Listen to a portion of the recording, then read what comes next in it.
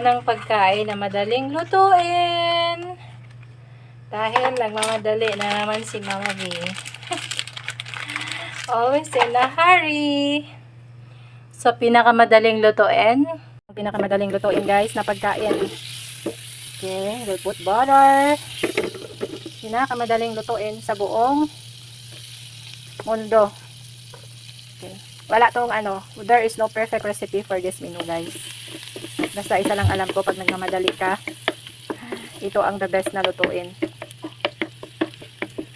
Okay. Tapos, ilagay natin tong malinis ng hipon. As in, wala pang 5 minutes, guys. Luto na to.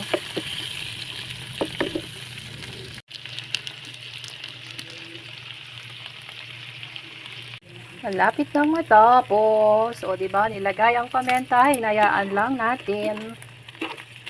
No need sabaw, guys. Ang magiging sabaw niya is yung butter na nilagay natin. Tapos, kusa yan siyang magtutubig. Sabaw na ng hipon. Yun na to. Malapit na. Kunting kimbot na lang. Kakain na kami, Nestella. Pinakamadaling lutuin. Pag ako nagmamadali, ito yung naisip ko. Pero pag wala, itlog. Tsara. Let's eat na!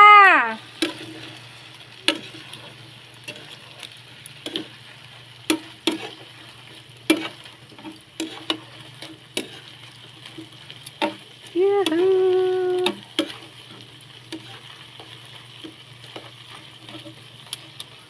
Daling lutuin. Malapit na kaming kakain. O, diba? Pag nagmamadali ako, wala pa. So, anong mga ulam nyo? Si Mama B. Pagkatapos kumain, lalayas. Tapos na akong naglaba, naglinis. Tapos ngayon, nagluto. Tapos, lalayas. O, diba? Ang hirap maging nanay!